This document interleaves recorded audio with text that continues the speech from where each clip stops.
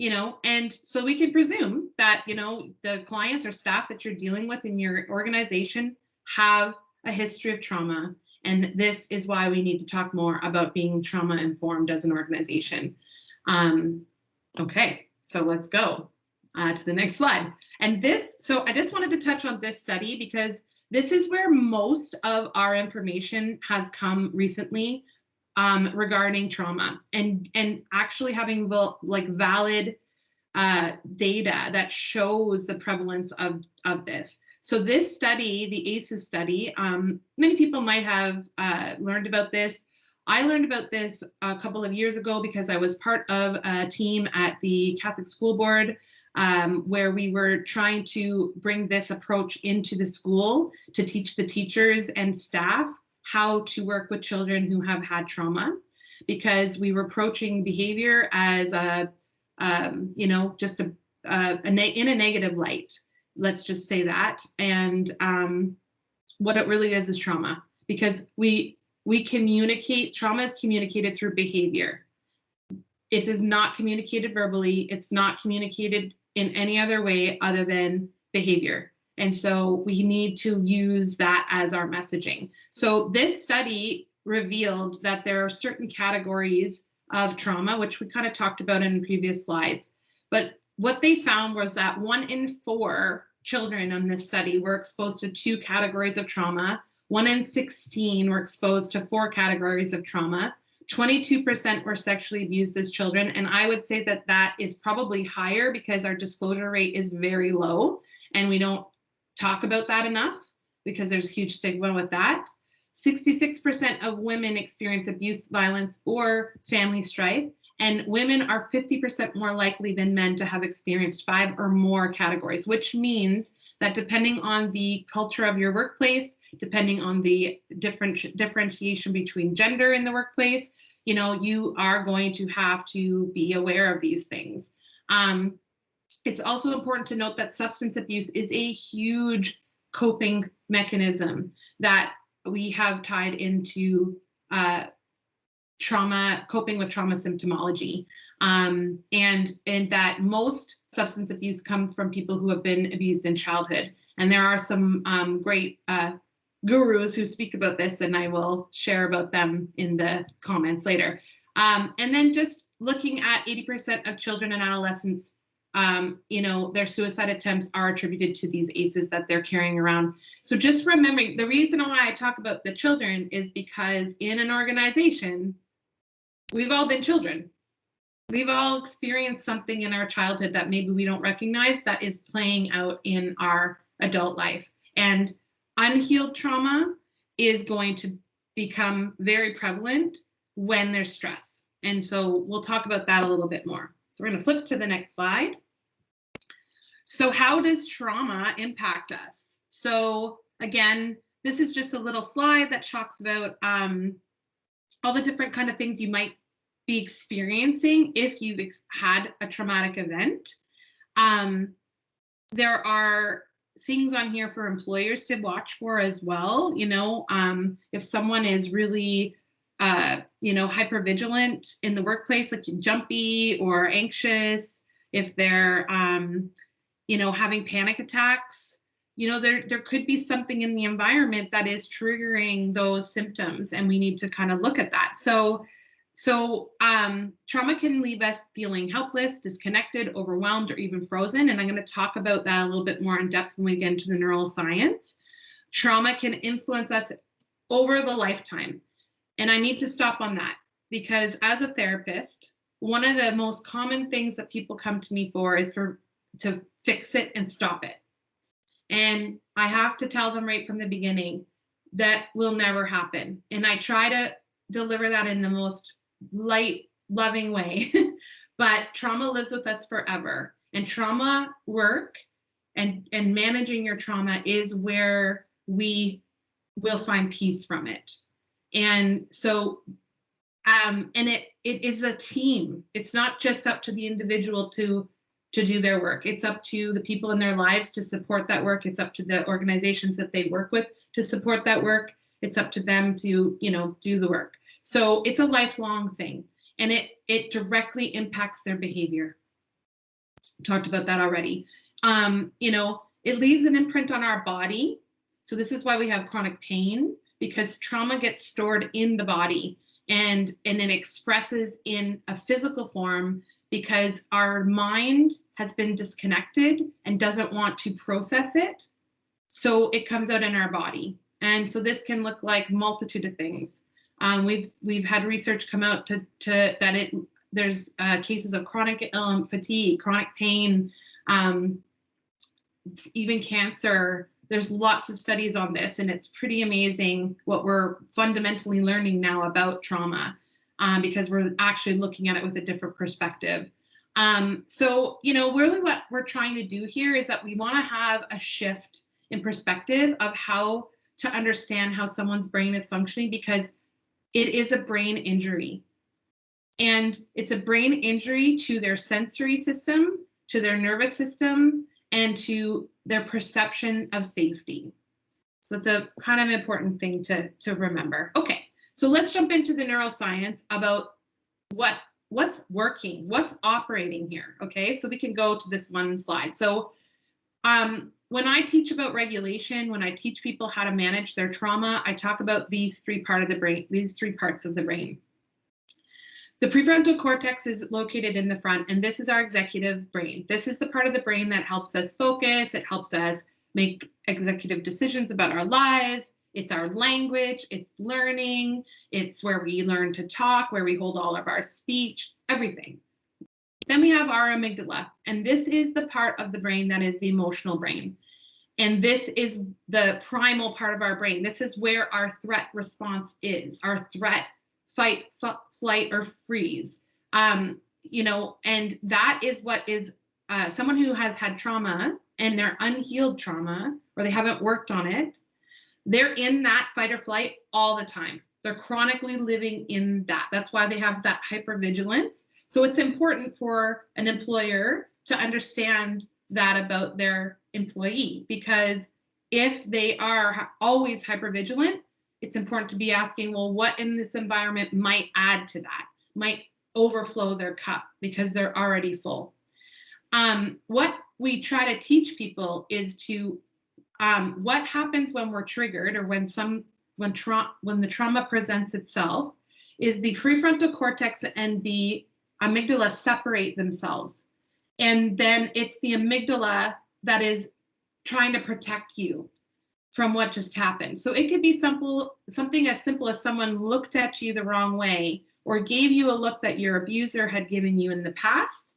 And that right there shot the amygdala right out to guard you. And then that's when we see things like panic attack, when we see things like an employee just walking off the job, you know, things like that are just kind of out of character. There could be a reason why. And we just want people to be curious and compassionate to dig through what's happening in their brain. The idea is to teach people to bring that brain back together. And we do that through self-regulation. And I'm going to give some tips on that later. Okay. If you go to the next slide, this just kind of outlines, I forgot to put this one in there. Sorry, guys. It would have been nice to have it on the screen while I was talking. But you'll see this afterwards. But basically, you can see prefrontal cortex is kind of like our homeostasis. It's where we feel calm. It's where we feel safe. It's where we feel protected. You know, it's there. The amygdala is responsible for helping protect us. It's responsible for our emotional response to things. And the hippocampus holds every memory that we have. It's like the scrapbook. It's got every memory that we've ever experienced. And if we've experienced trauma, those memories are going to be more prevalent than anything else. Okay, so the trauma response. We can go to the next slide. So this is, I just wanted to put this up here to give a kind of a picture of what different aspects of the trauma response might look like. So people who are in flight are going to be workaholics. They're going to be overthinkers. They're going to probably have some type of anxiety, panic disorder. They might even be a little bit obsessive or controlling about things. And they strive to be a perfectionist. Often people pleasing and that kind of stuff comes in as well. Fight or flight is just that aggressive side. It's when you're going to see those outbursts. You're going to see that kind of aggression, really the explosive behavior. Freezing, they're just going to be kind of like helpless. They're going to just not know what to do. They might be that employee that just kind of stands there and does this, when something's going on. They're just not sure what to do. And then the fawning is the people pleasing. They have the lack of confidence. They might be really codependent on the manager to help them do their job, and they have no boundaries. They'll just say yes to everything and then exhaust themselves. So it's important to remember that as a leader and a manager, that if you have someone who's a people pleaser or a workaholic, that you're helping them maintain their boundaries too, and not taking advantage, because then you're going to be putting them into a state of a burnout, and that's going to be worse for everybody. So just something to say. Okay, so we're going to jump into what is trauma-informed employment, or what is the trauma approach, right? So here it is. This is my definition that I'm using today, but really it's a strength-based service delivery model that's rooted in understanding of and having a responsiveness to the impact of trauma, that emphasizes physical, psychological, and emotional safety for everyone. Okay, so that means that as a leader, your job is to be thinking about the physical, psychological, and emotional safety of each one of your staff. And that's a big job. That's a lot to be thinking about, right? But that's what it is. And you don't have to do it with everyone, but there are going to be those particular people that just need that extra support. And this is why we want people to have trauma-informed approach in their organization. So we're going to go to the next slide. And these are the 4 R's of a trauma-informed approach. So this is basically outlining 4 things or concepts to kind of keep your mind in order of what you need to be just always thinking of. Okay, so you need to be, realizing the widespread of the impact of the trauma and understanding the potential paths for recovery. So this just means that just having a realization as an industry, how are you guys managing your impact of trauma in the workplace? And do you have plans for recovery from that if something happens in the workplace with that one staff or multiple people? Because, there's lots of things that can happen in a workplace that can cause trauma too.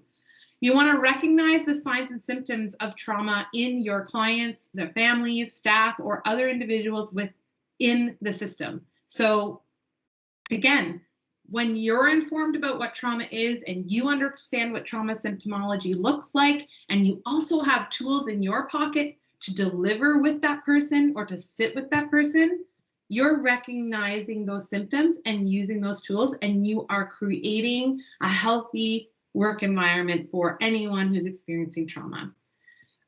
Responds. So you're going to respond fully, integrating knowledge about trauma into your policies, procedures, and practices. I can't stress this enough. This isn't just an individual responsibility of a manager or a leader or your employees. This is a collective thing. As an organization, talk about those 15 pencils, right? If we don't all have the same perception of how to support this and policies that back that up and procedures, it can fall apart very easily and get lost in translation, and people can feel re-traumatized, which brings me to the next one, which is we have to resist re-traumatization. And that just simply means that somebody who has been traumatized in any aspect of their life is going to always be sensitive to re-traumatization. And the more we understand about an individual coming into our workplace, the better we're going to be at resisting them being re-traumatized under our watch. So what can the employer do? So this is pretty chock full of information, and I don't want to spend too much time on this because I want to have time for questions. But quite simply, I talked about this a little bit before. We're looking at the physical environment, the emotional environment, and the psychological environment and emotional environment kind of go together. You're just really needing to, so I said earlier, this is where I talk about the sensory stuff. Trauma is a sensory based injury to the brain. So which means that people are going to be hypervigilant to loud noises, to really bright lights, to smells, to body language, to posters, pictures on the walls, to music playing. Everything plays a role in that re-traumatization or resisting the re-traumatization. So taking a walk through your company and understanding where you're going to place that person in their workstation. Are they right under a fluorescent light? Could we dim the light? Are we able to accommodate proper things in their environment that give them a sense of comfort? I know I can't show you my office, but I have lamps, salt lamps, lower light, because I'm hypersensitive to bright lights. So I have to always be thinking about where I go. I work in a clinic, a medical clinic at my other job, and there's those fluorescent lights everywhere. I bring a lamp to work with me and put it in my clinical office because I need that. It's not about that. I'm not relying on my employer. I'm relying on me. I bring it, I turn the light off in the room, I put the lamp up, and it works. But this is, it's not just the responsibility of the employer, is what I'm saying, but the employer also has to be open to letting their employee do stuff like that. And I know that not every workplace is able to fully accommodate, but then you just have that conversation. That's where you create the emotional environment. You have regular feedback with that person. You touch base with them. And I would 100% suggest that any feedback that you are engaging in is positively centered, using positive regard language, meaning really try to focus on their strengths. We talk about delivering the compliment sandwich. I don't know if people have ever heard of this before, but it's like you give a compliment, so something they're doing well, you give them the feedback of the thing that you're not that happy about, and then you give them another compliment again. Someone who's experienced trauma or is neurodiverse, it's critical that they have their feedback delivered in that manner because they're already hypersensitive to negative feedback. They will always be harder on themselves than you can even imagine before they even make that mistake. They've already thought about 1,000 times before making that mistake. So it's really important to be gentle with your meetings and your interactions verbally. And that's how we create a proper, healthy emotional environment for someone who's dealing with trauma. So what can the employee do? This is my favorite part because I'm going to give you some tools that you can use for yourself. So we can go to the next slide, if that's possible. And we're going to probably whiz through these pretty quickly. But so, like I said before, for somebody who is an employee who recognizes that they have some trauma, your sole responsibility is to just manage that for yourself. Understand yourself. Get really good at understanding what your triggers are, what you're not okay with, what you are okay with, and not be afraid to express that outwardly to someone. Okay, so this is just a quick, I'm not going to read through all these because I've made this specifically as a take home for people. But if we scroll through to a couple of different slides, the next one is just looking at self-care and the triad of coping. So I talk about this a lot. If we could go back one.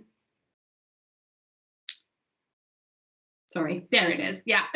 So this is just looking at, with trauma, we got to be looking at a lot of different working bodies about taking care of ourselves. We got to be managing the cognitive stuff, the thoughts, the flashbacks, the nightmares, whatever's happening in there. We got to work on being responsible for changing that. That's something that's probably good to do with a therapist. Behavioral coping stuff. So what kind of habits do you have? What kind of hobbies do you have? Trauma is a physical behavioral thing.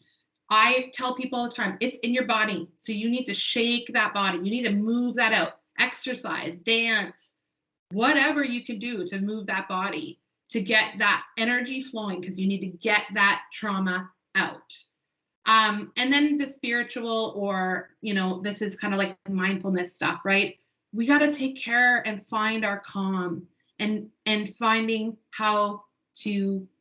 practices that relieve us, okay? Not fix it, but bring us relief, okay? That's a really important thing to think about.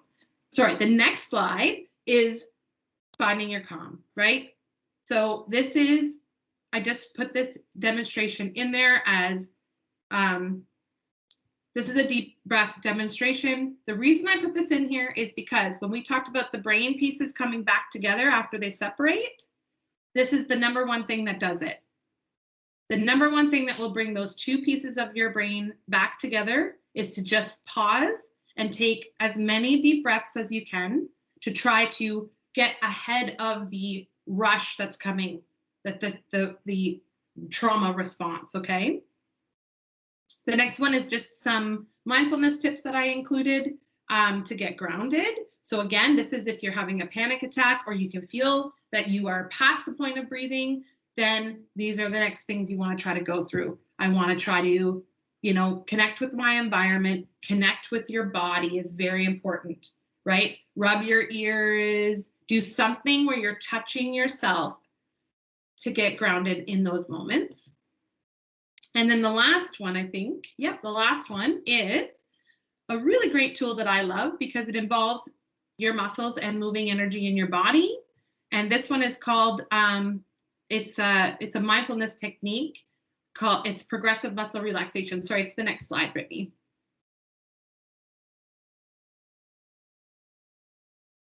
Oh, there it is. I'm doing awesome. Thank you so much for that. Yeah, so this one's great. You can look these up on YouTube. There's so many different options. I always tell people, pick your own, find your own one that fits for you. But this is basically tightening and loosening muscles. This is really great when you're in a stressful situation because you're literally releasing the stress and you're forcing your body to do that, okay? I think that's all I wanted to say about that. I have two resources links that I put in the slides. And yeah, and my references, and that's it. Sorry, I feel like I sped through that. Please feel free to pop up on the screen with me now. I think we have about maybe 10 minutes left or so. If you want to talk and ask me some questions about any of these concepts we just kind of zipped through. There you all are. Please feel free to, I'll just do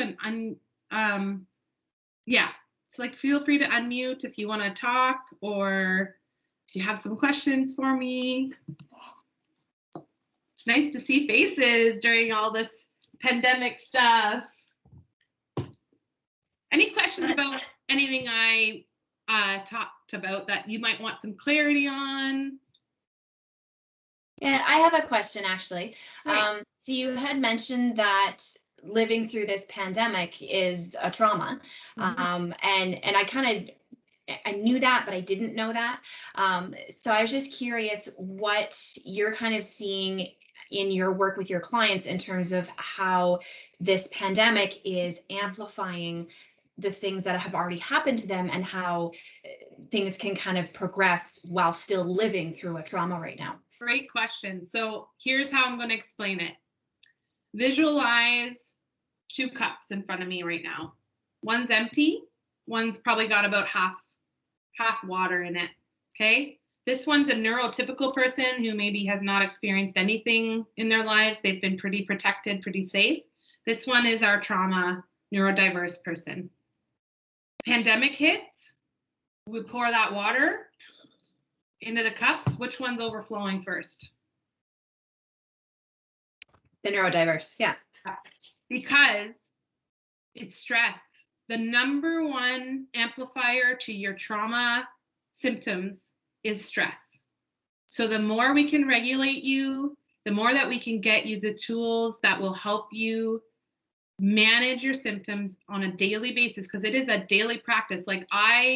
it's a full-time job taking care of my mind and my body and my spirit. Like, I don't have a lot of time outside of that because I work full-time too, but we have to take care of ourselves, and more so with the trauma. And a lot of people, and I've lived this experience, you don't think you've had trauma. When we think about the pandemic, most of us are like, oh, well, I've been at home, it's okay.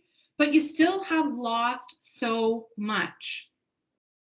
Like, there's so much we've lost that we have been used to, our identities to things, our hobbies, being with people, whatever it is, right? What we're seeing presenting is we've had 3 times more, so this is Ottawa specific because I'm in Ottawa, but at CHEO we have had 3 times the suicide attempts reported. We have seen a huge increase in eating disorders because, again, eating disorders is a control thing. They are controlling their environment. Self-harm is through the roof. We are seeing, again, amplified to the trauma. So people are they're re-experiencing traumatic symptoms from their previous. So let's just use an example. If someone's been in an abusive relationship ever in their life, guess what the pandemic is representing? Control over your life. It's not the same, but it ignites the same response within you. Someone has control over me and I'm helpless and I can't do anything. So, and that's not for everyone. I'm speaking from I've had interpersonal abuse myself, so I'm speaking from my lens.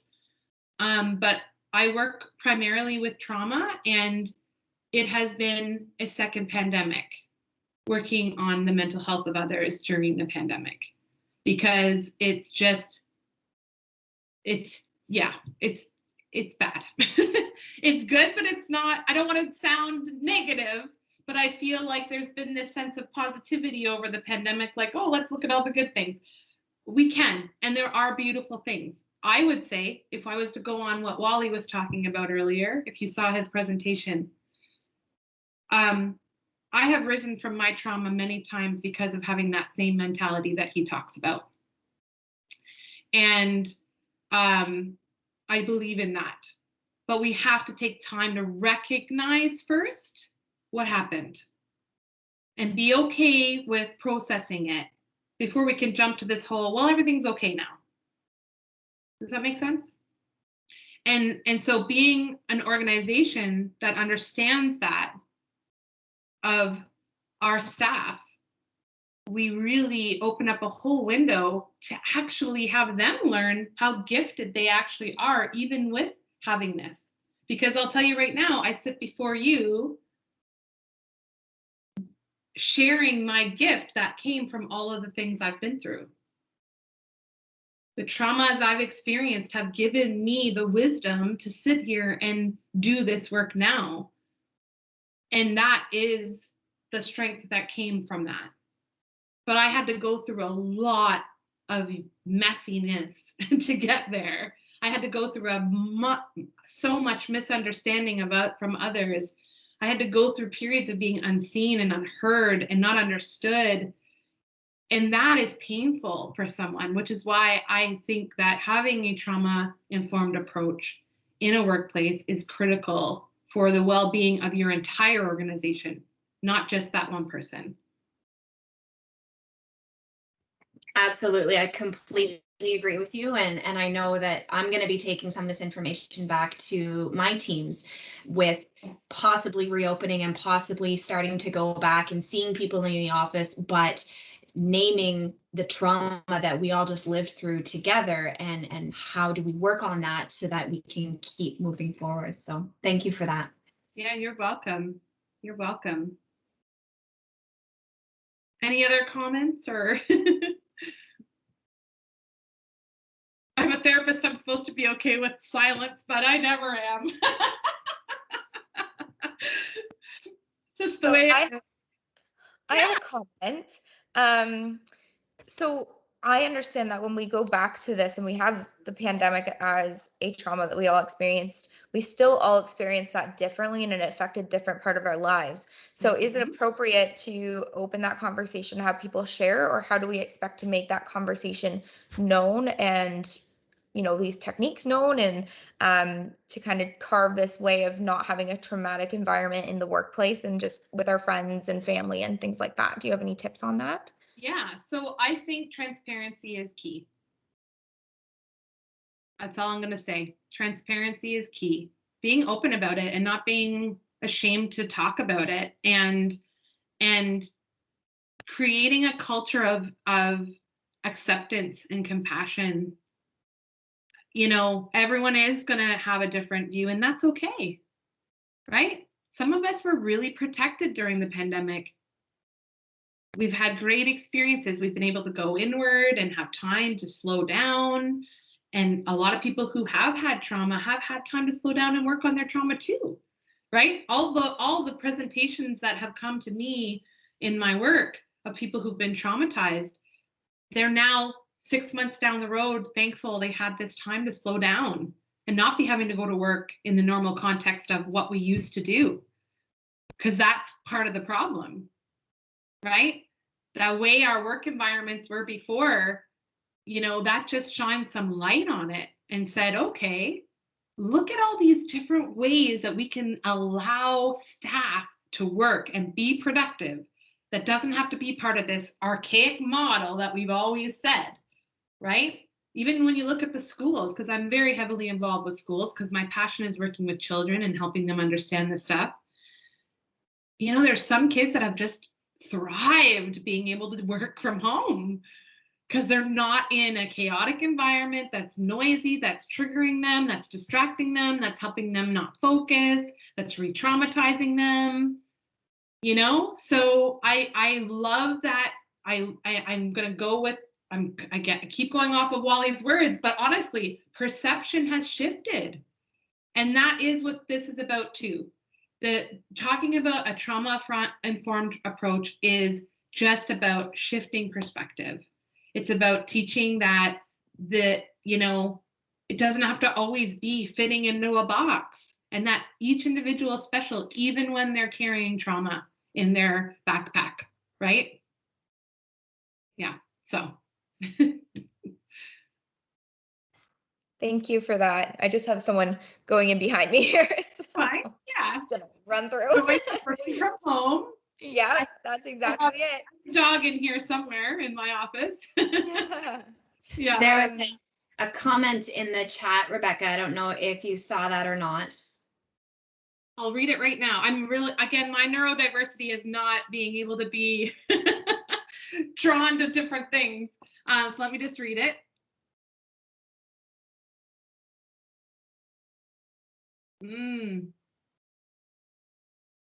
Yeah, that I don't like. Yeah, I agree. So I'm sure everybody read that. This is kind of that whole kind of toxic positivity term we've been kind of floating around. I don't like this one either because you know what? During the first lockdown, I was going through one of my second traumas. I got divorced a second time, and I did not learn any new skill. In fact, I slept a lot and healed a lot, and that was work. But to other people in my world, they were like seeing that as unproductive or not doing enough, or you're not finding enough things to keep you happy. It's like, or how about I'm actually doing the best work that I can be doing right now, which is healing. And I'm listening to my body and my mind. So yeah, there is going to always be this type of, damaging, influential type stuff. We have to filter that stuff out. And when we are someone who is carrying trauma with us, we are going to be so sensitive to that stuff.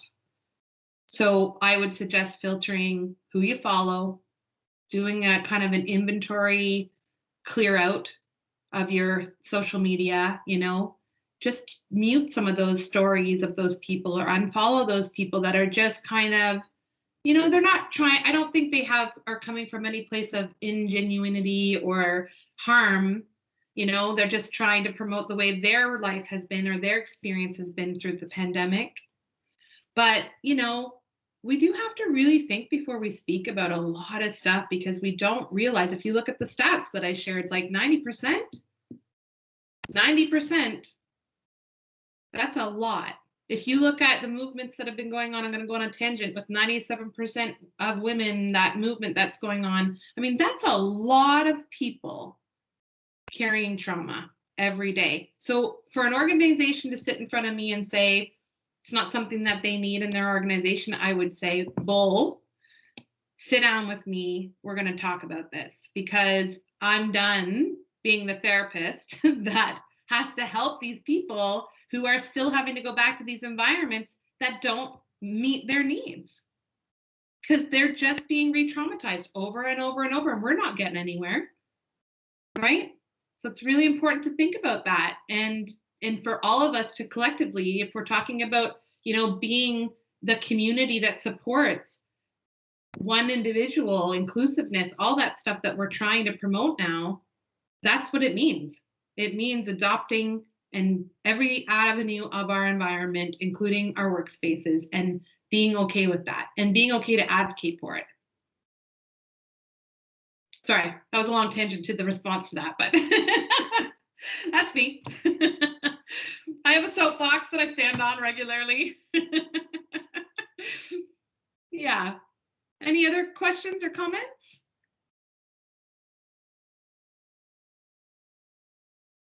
We're good. Awesome, guys. Thank you so much for attending, and it was so great to share this information with you all. And I put my contact information in there in my PowerPoint. I'll write my email in the box here. Anyways, just in case for some reason we can't get that what do you call it, PowerPoint out to people, so that you can just, let me just double check that that's it, because I don't have it memorized. So you can contact me if you want and ask.